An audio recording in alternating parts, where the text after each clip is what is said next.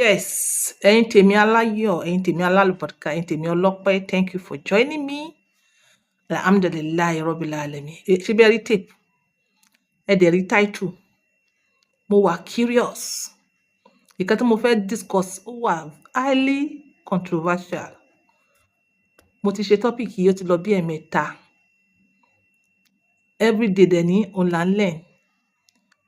Nítorí curiosity mi, mo fẹ́ mọ̀, I want to know. Ó ló ń jẹ́ kí n máa ṣe research. Alhamdulillah, mo wá rí àfáà mi kan lálùbáríkà tó tún bá mi tàn mọ́lẹ̀ sí lórí Islamic aspect pé à ń gé ìdọ̀, tó bá mi tàn mọ́lẹ̀ sí because àwọn èèyàn púpọ̀ ń argue, people wants to know, àwọn obìnrin fẹ́ mọ̀ pé kó ṣe wá rí báyìí. Part of my curiosity ó ní pé ra àwọn obìnrin kan wọ́n dábẹ́ fún wọn, wọ́n sì ń ṣe ìranù, wọ́n wọ́kùnrin ká. Dẹ̀ rí àwọn obìnrin míì, wọn ò gé fún wọn, wọ́n dẹ̀ jókòó jẹ́. Ó ṣe wá rí bẹ́ẹ̀. So kí wá ní ìdí tí wọ́n fi wá ń gé at the first instance nígbà tí the reason of doing it kò bọ́ sí.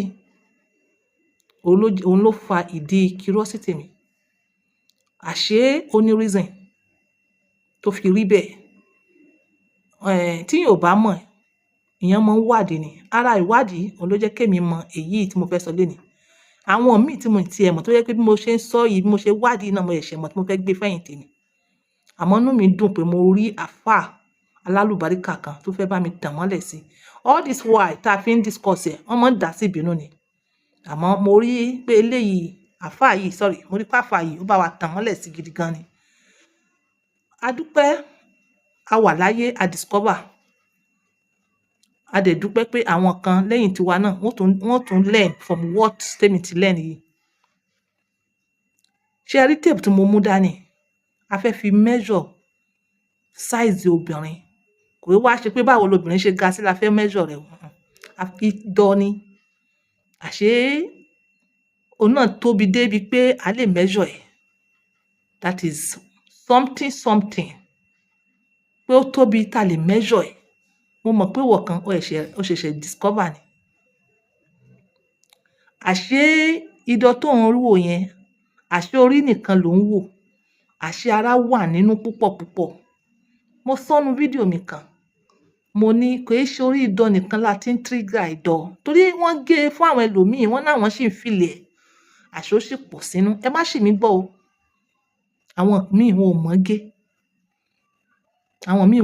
Àwọn míì gé tìkàtìkà. Àwọn míì gé débi pé obìnrin tí wọ́n gé fún yẹn wọ́n sọ di shapeless. Ibẹ̀ yẹn ò ṣe é wò mọ́. Àwọn míì wọ́n dẹ̀ gé débi pé ó ti affect ilé ọmọ wọn. Wọ́n gé mọ́ nerves kan tó connect ilé ọmọ. Àwọn míì dẹ̀ gé débi pé wọ́n gé mọ́ ibi ojú ìtọ̀. Because wọn ò understand pé nǹkan tá à ń pè ní ìdọ̀ yìí, àṣó ní ara ṣá. Wọ́n gé, wọ́n tì bọnú ni. Ìwọ tí wọ́n bá rọra gé tiẹ̀, bóyá wọ́n kàn fa skin ẹ̀ wá wájú ni wọ́n gé bí tọkùnrin. Alhamdulillah, orí yẹn ṣì wà intact.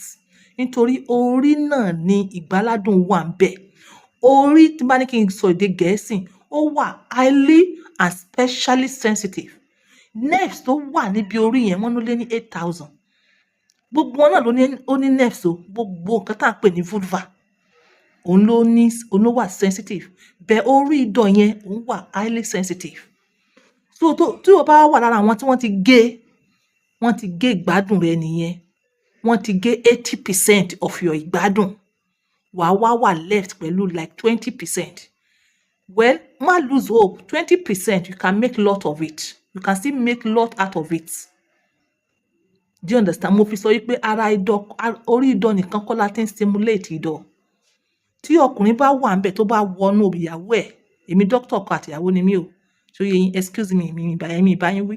Tí ọkọ bá wọnú ìyàwó ẹ̀ tó ń ṣe lọ, tó ń ṣe ìbásùn lọ, bí nǹkan ọkùnrin ẹ̀ bó ṣe ń ha lókè yẹn, ó ń stimulate ara yòókù náà ni. Òun ni wọ́n fi sọ wípé àwọn obìnrin kan wọ́n get G-spot wọ́n squirt. Àbí squirt ni wọ́n pè é. You understand? So báwo ló ṣe understand ara rẹ̀ sí? Báwo ló ṣe accept pé wọ́n ti gé ìdọ̀ mi? Báwo ló ṣe accept ẹ̀ sí? idọ́ ẹ má jẹ́ kí n waste time ṣe bẹ́ẹ̀ yín náà rí tape rule lẹ́rùn mi kó tó di pé mo sọ̀rọ̀ tape rule yìí wọ́n ní ok èmi náà sọ́ọ̀sì mo ní orí idọ́ wà very sensitive ìgbádùn wà bẹ́ẹ̀ àwọn kan dẹ̀ ti sọ bẹ́ẹ̀ fún ẹ ìwọ ọkọ ó wá jókòó tì í ó wá ń rún ìwọ mọ̀ pé reason tí wọ́n fi sọ pé ó wà sensitive yẹn ni pé ó lè tètè dun obìnrin bí wọ́n ṣe fọwọ́ rún yẹn ìyàwó ẹ̀ lè má sọ̀rọ̀ kó má discourage ẹ ó kàn dákẹ́ ibẹ̀ yẹn máa fi ibẹ̀ ni pé ó ń sìn jẹ ó máa ta ara sensitive náà nìyẹn tó ẹ mọ̀ dẹ ọwọ́ lé pẹ́pẹ́pẹ́ fọwọ́ sí níwọ̀nba kó dẹ̀ make sure pọ́wọ́ rẹ tutù first time lórí idọ́ o ní láti understand kan tí mo sọ yìí tó bá fọwọ́ tẹ́ ju bẹ́ẹ̀ nìkan ṣe máa ń ṣe ó máa feel bí pé ó ń sìn jẹ ni kì í ṣe pé nítorí pé wọ́n dá abẹ́ fún un bẹ́ẹ̀ nítorí pé ó wà sensitive it is not meant láti máa tọwọ́ sí bí ó ṣe ń tọwọ́ sí yẹn ó yẹ kẹ́ mọ́ gẹ́ni tó bọ̀ tó bá wà bẹ́ẹ̀ nǹkan abẹ̀mí ni nítorí pé kí ni ó ní orí ó ní ara ó ní ẹsẹ̀ ó sì nírù just like nǹkan ọkùnrin náà nǹkan ọkùnrin yẹn bó ṣe wà yẹn sọ́dọ̀ mo fẹ́ sọ eléyìí tí wọ́n bá ti dábẹ́ fọkùnrin ṣe bí wọ́n yọ wood ẹ̀ ni wọ́n yọ torí ẹ̀ yẹn excess skin yẹn wọ́n yọ ó wàá kù pẹ̀lú shape orí ẹ̀ láfi mọ́ sọ pé shape ẹ̀ máa fine ní tọkùnrin kí wọ́n wá mú tọkùnrin kí wọ́n gé orí ẹ̀ kúrò ìgbádùn wo ló fẹ́ kù wọ́n ti yọ ìgbádùn more than 80% if not all sef nǹkan tó kàn máa kù fọkùnrin yẹn òun ni maybe feelings díẹ̀díẹ̀ tó máa gbọ́ níbi other skin bẹ́ẹ̀ ló ṣe rí fún obìnrin tán bá ti gé gbogbo torí ẹ̀ but àwọn tó ń gédọ̀ míì wọ́n ní experience wọn ò dẹ̀ wicked wọ́n kàn rọra pọ̀ wọ́n á pọ̀ hood yẹn skin yẹn wọ́n á pọ̀ jáde wọ́n á dẹ̀ rọra gé kúrò orí yẹn á wá wà open bí tobìnrin bí tọkùnrin irú obìnrin bẹ́ẹ̀ tó bá find ara ẹ̀ pé wọ́n ṣe tiẹ̀ bẹ́ẹ̀ 100% more than 8,000 nerves end ẹ̀ ṣì wà ń bẹ̀ ara ẹ̀ ṣì pé síbẹ̀ wọn kò sí nǹkan tó ṣe é in fact òun ló máa wà òun ló máa ara rẹ̀ ṣe máa tètè máa múùfù jù torí wọ́n ti bá yọ síta but ìwọ míì condition tó wà nìyẹn glance tiẹ̀ orí idọ́ là ń pè ní glance orí yẹn ó sì wà níta bẹ́ẹ̀ nítorí pé wọ́n ti poison ọkàn ẹ pé wọ́n ti gédọ̀ ẹ ìwọ náà ti nígbàgbọ́ pé torí pé wọ́n gédọ̀ ẹ lè gbádùn ọkùnrin mọ́ o tún wá fi ẹ̀mí rẹ̀wẹ̀sì ni wọ́n fi pa tiẹ̀ better check kó wo bí wọ́n ṣe bẹ́ẹ̀ finish ẹ̀ check bí wọ́n ṣe bẹ́ẹ̀ finish ẹ̀ check ẹ̀ maybe ìwọ o ṣì wà intact tí orí yẹn bá wà ń bẹ alhamdulilayi fún àwọn tí wọ́n gé tán tí wọ́n ti scissors gbọ́ tí wọ́n wọnú wicked art nìyẹn wọ́n lè ṣe gan tóbi kí ọmọ mi mọ́ bímọ mọ́ ṣé ẹ rí idọ́ fífẹ̀ rẹ̀ ẹ lọ mú tepuru yín ó lè tó 2.5 nígbà mi 2.5 or 3 nígbà mi mo fẹ́ get 2.5 ó lè jẹ́ 2.5 nígbà mi mo fẹ́ get 2.5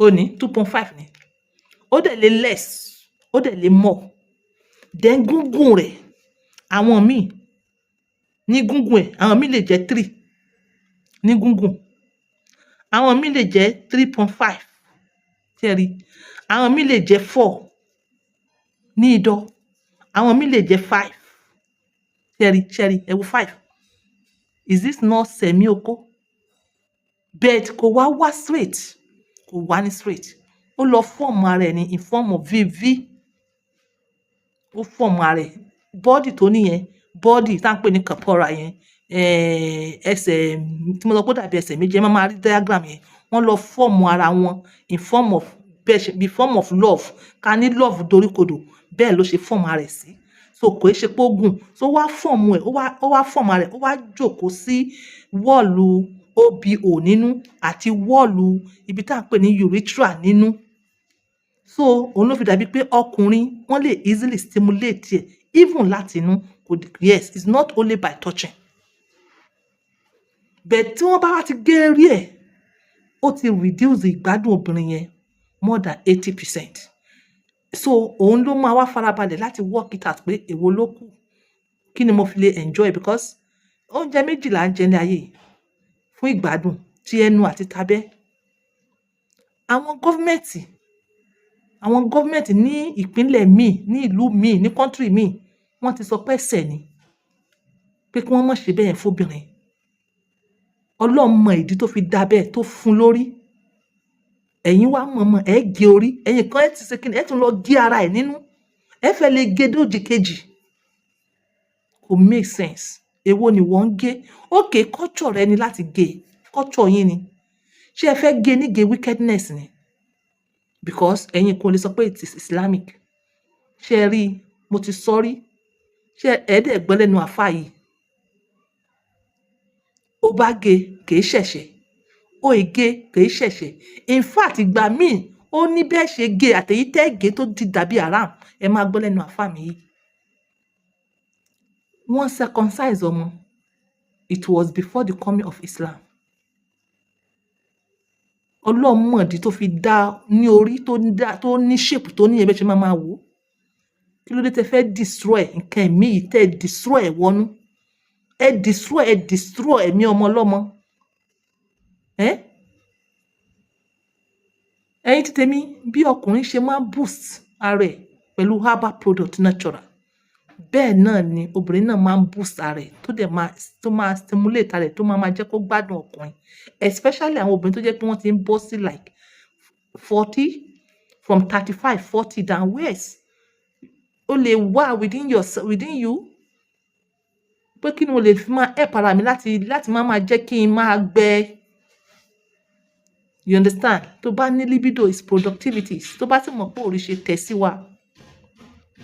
Báwo ni wọ́n ṣe gé? Ṣé bí wọ́n bá gé nǹkan ọmọkùnrin tiẹ̀ bẹ́ẹ̀, ṣé wàá ní service? Ọwọ́ gígé yìí náà kò make sense. It's not stopping anything. Kò stop anything. Àwọn tí ò gé gan-an wọ́n jókòó jẹ́. Àwọn tó gé gan-an ni wọ́n wádìí. Mọ́ pa action ara rẹ̀. Mo sọ orí idọ̀ nìkan kọ́ la ti ń gé dán. Lóòótọ́ wọ́n ti gé orí ẹ̀, wọ́n ti less ìgbádùn fún ẹ. The remaining one, work it out. Mo ti ṣe fídíò kan rí, mo ní bo lójú òbò wà. Ṣé ẹ rí gbogbo side ibi tójú òbò wà yẹn àti ibi tí idọ̀ wà? Labia minora, labia majora, perineum, fourchette, Bartholin glands, Mont Venus. Gbogbo ẹ̀bẹ̀ yẹn o là ń pè ní vulva. Opening of the urethra, gbogbo ẹ̀ là ń pè ní vulva. So òbò part of vulva ni, idọ̀ part of vulva ni. Gbogbo nǹkan tá à ń pè ní vulva yẹn ó ní nerves tó dẹ̀ stimulate, but kò dàbí ojú idọ̀, orí idọ̀ gangan. So ìwọ lè lucky, ó lè jẹ́ pé orí idọ̀ tí ẹ̀kọ́ ni wọ́n gé. Check kó tó parẹ́ pẹ̀lú action because of just a mercy lásán. Work, check. You know? Ayé yìí kò lè fa. Do you understand? Ẹ dákun ẹ gbọ́rọ̀ látẹnu àfáà mi yìí. So next time a tún wá update ọ̀rọ̀ yìí. Èyí tó bá ní comment, you understand? Yes. Ẹ bá wa fi sí lórí social under the comment box. Bí wọ́n ṣe ń ṣe níran mi lélẹ̀, ní kẹ́ mọ̀ ṣe bẹ́ẹ̀, but ẹ mọ̀ gé nígé wickedness. Fún àwọn tó ń béèrè diagram, ẹ lọ sí orí Telegram page mi. Ìwọ tó bá ní Telegram, install Telegram. So ibẹ̀ láti máa show gbogbo àwọn diagram, gbogbo àwọn photo, video tí wọn ò gbà wá láyè láti máa show bíbí. Video kan tí mo ṣe tí mo sọ pé níbo lójú òbò wà yẹn, màá show diagram yẹn briefly lórí Telegram. Kò ní pẹ́ o, màá yọ kúrò. Then ibi body of idọ̀ tí mo sọ yìí pẹ̀lú shape yẹn, pẹ̀lú orúkọ bí wọ́n ṣe tò sí lẹ́gbẹ̀ẹ́, màá show ẹ̀ lórí Telegram. Subscribe, follow, like, comment. Òun ló máa jẹ́ bonus wa lórí bíbà yìí náà. Ẹ like, ẹ comment. You understand? Gbogbo activity tẹ́yin náà bá ṣe pẹ̀lú lórí fídíò, òun ló máa fi boost moral èèyàn. Please, àbí? It's not okay pé kẹ́ ẹ ká ṣe fídíò pé kẹ́ mọ́ like. It's like seriously? So orí Telegram la máa fi show like videos, diagram, pictures. Then orí bíbà a máa wá ṣe discussion tó máa ṣe mí àti wọ ní àǹfààní. Then lórí Telegram yẹn again, àwọn nǹkan míì wà tó jẹ́ pé I may not discuss it. Màá kàn show fídíò wọn ni bíi pé bó ṣe ń lọ, bá ṣáwa náà ṣe rí gbọ́. Bye. This is on point by 2. Using my words for this. Ẹ listen sí ọ̀rọ̀ àfáà mi yìí. God bless you. tí ń bọ̀ wá bí ó ti bẹ̀rẹ̀ gbogbo ní ìbásàlàyé fún ìyàwó tí wọ́n béèrè ìbéèrè àmọ́ ká lọ sí straight nípa ìbéèrè tí wọ́n béèrè. àwọn àfáà ti ṣe wàhálà lórí ọ̀rọ̀ yìí tipẹ́tipẹ́ ní ìjiyàn tí máa ń bẹ lórí ọ̀rọ̀ yìí. lótìtọ́ àti lódodo ni wípé ká dábẹ́ fún obìnrin ó wà ní Islam. lótìtọ́ àti lódodo ó ní pé ká dábẹ́ fún obìnrin ó wà nínú Islam. pẹ̀lú hadith tá a rí gbà lọ́dọ̀ àná Muhammad sallallahu alayhi wa sallam, Ànábì ní idha iltaqa al-khitanani, Ànábì ní ọkùnrin tó dábẹ́ àti obìnrin tó dábẹ́ nígbà táwọn méjì bá ti pàdé pọ̀ tí wọ́n fẹ́ ṣeré lọ́kọláya, tí kinní yẹn tó ti wá wọ ibi tí máa ń wọ̀, tí adodo tọkùnrin yẹn ọ̀pá yẹn tó ti wọnú wo tóbìnrin tí máa ń wọ̀ yẹn wajaba al-ghusl, ó ti di túláàsì fáwọn méjèèjì kí wọ́n lọ wẹ ìwẹ̀ yẹn ní spiritual bath tá a mọ̀ sí janaba ní Islam. nínú hadith yìí tí mo fẹ́ lò ń bẹ̀ ni wípé Ànábì ò sọ wípé ọkùnrin tó dábẹ́ nìkan tó bá ti súnmọ́ obìnrin tá à dábẹ́ fún, ó ní ọkùnrin tó dábẹ́ àti obìnrin tó dábẹ́. ìyẹn lójú òfin rinlẹ̀ wípé nínú Islam ká dábẹ́ fóbìnrin ó wà, ṣùgbọ́n wíwà rẹ̀ ó ní ọ̀rọ̀ mẹ́ta nínú. sọ́wọ́ àbí ọ̀wà, ìdáhùn rẹ̀ ní pọ́ wà, ṣùgbọ́n wíwà rẹ̀ ó ní àlàyé mẹ́ta nínú. àlàyé àkọ́kọ́, wíwà rẹ̀ yóò máa jẹ́ túláàsì nígbà míì ibi ká ṣe kìíní yẹn. wíwà rẹ̀ nígbà míì tá a ti lọ́wọ́ yẹn yóò máa jẹ́ ń tá a fẹ́ nígbà míì. wíwà rẹ̀ tá a ti lọ́wọ́ yẹn nígbà míì yóò máa jẹ́ èèwọ̀ nígbà míì. ìgbà wo ni kí ni yóò máa jẹ́ túláàsì? ká dá abẹ́ fóbìnrin. ìgbà wo ni yóò máa jẹ́ túláàsì? al-khifadu là ń pe ìdábẹ́ fóbìnrin, àmọ́ kìí ṣe bá a ti máa ń dá abẹ́ ọkùnrin láti dá abẹ́ obìnrin. al-khitanu ni wọ́n ń pe ìdábẹ́ fọkùnrin nínú kéwú, ó ní ká fa awọ yìí tó bo nǹkan ọmọkùnrin yẹn gẹ́gẹ́, ká fa awọ bẹ̀ kúrò ká fi wá kan nǹkan ọmọkùnrin gẹ́gẹ́. kò wá sí ẹjọ́ lórí eléyìí torí pé ní sunnatun ibrahimiyya, sunna nabi Ibrahim ni tọ́lọ̀ sọ pé wattabi millata Ibrahima hanifa, ọlọ́ni ànábì Ibrahim ní kẹ́ẹ̀ máa tẹ̀lé o. tọ́lọ̀ sì ti pa ànábì Ibrahim aláṣẹ nígbà tó pé ọmọ 80 years ìgbọ́kọ̀ dáadẹ́ so kò sọ̀rọ̀ lórí ẹ̀. amúnà tóbìnrin ó là ń pè ní al-khifadu. al-khifadu yẹn wọ́n mú látara khafadọ̀ ni tó ti ga kámú wálẹ̀. lọ́lọ́ fi ń sọ ní suratul Isra pé ní wakhfid lahuma janaha dhulli mina rahma, ọlọ́ni ìrì ọmọ ìyá apá rẹ̀ méjèèjì rẹ̀ nílẹ̀ fáwọn òbí rẹ̀. so ìgbà tí ọmọ jẹ́ túláàsì yẹn nígbà tá a bá rí wípé kí ní abẹ́ ọmọbìnrin yẹn ó ti gùn ju ara lọ, a máa mú wálẹ̀. ìmúwálẹ̀ rẹ̀ ní àkókò yẹn túláàsì torí wípé tá a bá mú wálẹ̀ á sì àkóbá fọmọbìnrin yẹn. kí ní yẹn ó máa kó ìdọ̀tí, tí máa wá ń kó ìdọ̀tí yóò dà gẹ́gẹ́ bí etí tí ń rin ni ẹni tí ń rìn yóò mú kọtí bọ́ọ̀lù tó bá rí nígbà míì ó fi rintí, tí ò bá rí bẹ́ẹ̀ tí yẹn bá ti ń rìn ní mọ́mẹ́ǹtì yẹn ó lè mú igi ìsáná ó fi rintí, nígbà míì ó lè mú igi ó fi rintí, nígbà míì ó lè mú ìyẹ́ adìyẹ ó fi rintí sí nǹkan tí ò ní lè fi rintí. tó bá dọ́dọ̀ àwọn dókítà ni wọ́n ṣàlàyé fún padà ó lójú nǹkan tá a máa fi rintí, àmọ́ ní mọ́mẹ́ǹtì rìn yẹn gbogbo tó bá ti wà ní ìkápá rẹ̀ ní àní tó bá wà ní àyíká rẹ̀ gbogbo tó bá wà ní àyíká rẹ̀ ò ní fi rintí o. bẹ́ẹ̀ ni ó ṣe rí lára ẹni tí kíní yẹn bá ti ga nínú ojú abẹ́ rẹ̀ gbogbo ìgbà tí kíní yẹn bá ti yún kódà tẹran kó bá wà nítòsí rẹ̀ ó fẹ̀lẹ́ ní kó bọ̀ ń sùn. àìgé kíní yìí tó bá ti gbòjú ara lọ ní máa ń dá sí ìnálẹ̀ fún obìnrin tí ó sì yẹ méjì bẹ́ẹ̀. Ànábì wa ní tóbìnrin bá ti wà nírú ìṣesí yìí á máa mú wálẹ̀ túláàsì ni. ó wá dìpẹ́ndì lórí ẹ̀yà. àwọn ìlú kan bẹ àwọn ẹ̀yà kan bẹ tó jẹ́ sí pé títí wọn kì í ga jù, àwọn akẹ́sìn bẹ tó jẹ́ sí pé títí wọn máa ń ga jù. kọ́dọ̀ wà Nàìjíríà yìí mi ní dákọ̀ àwọn ìran yẹn ọ̀pọ̀lọpọ̀ kíní wọn máa ń tàn ọmọbìnrin máa ń ga, wọn yéé sì sábà dábẹ́ fáwọn ọmọbìnrin wọn. sínú abẹ́ pọ̀ ọkọ̀ jáyè, sínú abẹ́ ti pọ̀ jù lábọ̀ àwọn ìran yẹn tí yẹn bá lọ fẹ́rù àwọn ìran yẹn tó bá fẹ́ ni tí wọn ò dábẹ́ fún níbẹ̀ tí kíní yẹn dẹ̀ ti gùn ní ojú ara rẹ̀ ti gùn ju ara lọ, sínú yóò ti ní agbára jù. Islam ní tá a bá ṣerú nǹkan báyìí tá a bá mú wálẹ̀ díẹ̀ tó fi wá moderate tó fi ṣe déédé ojú ara tó là ṣe dáadáa fóbìnrin yẹn ni tó láti mẹ́mọ̀ jẹ́ ńgbà mi. ìgbà wo ni mo wá jẹ́ ní tá a fẹ́?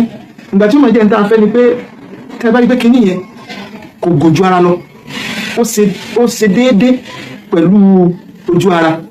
nígbà yẹn Islam ní afẹ́ ní tá a bá sì fẹ́ nínú Islam bí yẹn ò bá ṣe kìí ṣẹ̀ṣẹ̀, bí yẹn bá ṣe kò ní balada. so Islam option méjì ni, wọ́n lè mú kékeré ń bẹ̀ tí ò ní pọ̀jù tó jẹ́ sí pé gan yóò nira fún yẹn kí yóò tó lè mọ̀ pé wọ́n ti circumcise ẹni, yóò nira fún yẹn kí yóò tó mọ̀ pé wọ́n dábẹ́ fún ẹni. torí hadith tí Ànábì sọ fún kan nínú àwọn obìnrin kan tí wọ́n máa ń dábẹ́ nínú Medina tánàbí rí tánàbí wá bẹ̀rẹ̀ pé bọ́ọ̀lù ń lọ tó ń fẹ́ lọ dábẹ́, Ànábì ní ìfídí, Ànábì ní ramu wálé ni o wọlé àtẹni hákì má ṣe bùnbùkúbù fa inna dhalika ahadhu lil mar'a torí pé òun náà ní jẹ́ ìjóbìnrin lára obìnrin.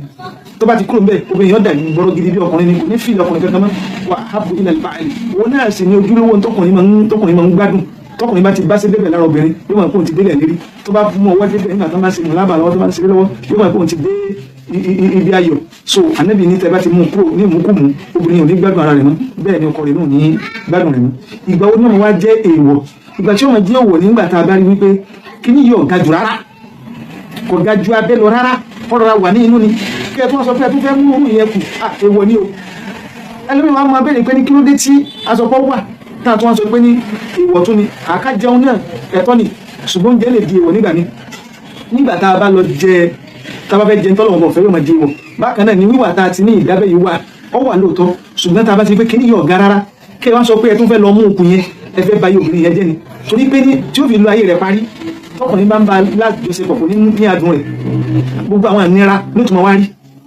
bẹ́ẹ̀ ni ọkùnrin tí ń bá lájọṣepọ̀ gẹ́lẹ́ lè mọ́ tún gbádùn rẹ̀ mọ́ lànàbì fi ní tẹ́ ẹ bá ti wò ó wípé kíní yóò ga jù Ànábì ní ẹ má débẹ̀ o ẹ má fọwọ́ kan o ìfọwọ́ kan yẹn yóò máa jẹ́ ìyà fún yín haramu ní tá a bá sì pè ní haramu nínú ẹ̀sìn oní pé tẹ́ ẹ bá ti ṣe kíní yẹn ìyà wà fún yín ajẹ́ sí pé ní ẹ̀yin náà bá yóò máa yẹn jẹ́ pẹ̀lú pé ní ẹ fọwọ́ kan bí ta lákọ̀ọ́kọ́ ti jẹ́ wájibù tó ìpé tẹ́ ẹ bá ṣe é gbàládá torí ẹ tún ayé máa yẹn ṣe ní ẹ̀yin lẹ́sẹ̀ yìí dínà tí òfin ní ṣe sí náà bákan náà tẹ́ ẹ bá ṣe yóò máa jẹ́ ẹ̀ṣẹ̀ fún yín torí pé ẹ̀yin lẹ ṣe okùnfà tó fi máa ṣe sí náà káyé so mẹ́tẹ̀ẹ̀ta tí Islam pín sí ni tá a bá ní ká lọ fojú tí yáyí fi wò ojú tí yáyí fi wò ni ojú táwọn òyìnbó fi wò tàbá gbé ojú tó òyìnbó fi wò pẹ̀lú ojú tí Ànábì fi wò á rí i pé Ànábì ni ọ̀jọ̀gbọ́n ayé jùlọ torí pé òyìnbó òun ti gbé gidi náà pé a gbọ́dọ̀ sí rárá kò fojú mi wò wípé àwọn nǹkan bẹ tí kíní yẹn máa ń ga ju abẹ́ wọn lọ tó dẹ̀ máa ń dá wàhálà láwùjọ lọ àwọn kan fojú wò pé kọ́dà tẹ́ bá tún ṣe nílò òyìnbó ẹ̀ tó lu ẹ̀wọ̀n Ànábì tó wá ní ká fojú wò pẹ̀lú pẹ́wọ̀n èyí tí ó bá jẹ́ nira karamu kómẹ̀ kékeré èyí tá a bá ti wá rí wípé ní kò ní jẹ́ nira tá a bá tún mú kómẹ̀ gan ó tún lè jẹ́ ìjìyà fẹ́yìn tẹ́ tún mú kómẹ̀ so súnà tànàbì lọ́dà ìlànà tànàbì lọ́dà ká tẹ̀lé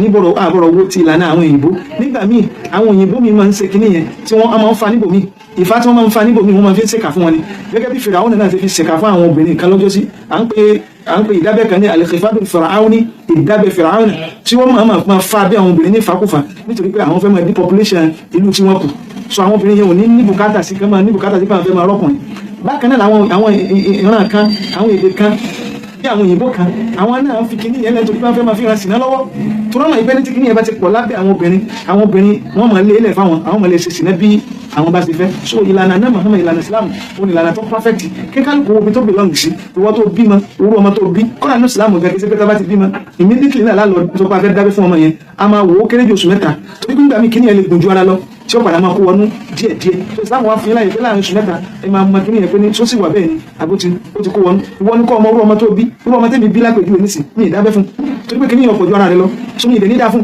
so ìwọ náà orú ọmọ tó bí tó bá ti pé kíní yẹn ti gùn jù lọ mú wálẹ̀ bí àwọn tó gbé fún ká mú wálẹ̀ yóò jẹ́ àwọn tó jẹ́ sí pé wọ́n ní mímọ̀ rẹ̀ tí wọ́n ní mímọ̀ rẹ̀ tààrà tí wọ́n ṣe mistake lórí ẹ̀ wọ́n lò fi níjẹ̀ níwájú Ọlọ́run torí tó bá tó lọ tó pọ̀ tó bá ti lọ búbùkúbù ẹ máa ṣe àbùsí fọmọ yẹn lọ́jọ́ ọ̀la so ìlànà Islam ní ìlànà tó perfect ìyá tó béèrè béèrè ó wà nínú kádábẹ́ fóbìnrin yẹn ó wà nínú ẹ̀sìn ṣùgbọ́n wíwá rẹ ọ̀nà mẹ́ta ló pín sí ó lè jẹ́ túláàsì nígbà míì ó lè jẹ́ tafẹ́ nígbà míì ó dẹ̀ lè jẹ́ ìwọ̀ nígbà míì. Wassalamu alaikum wa rahmatullahi wa barakatuh.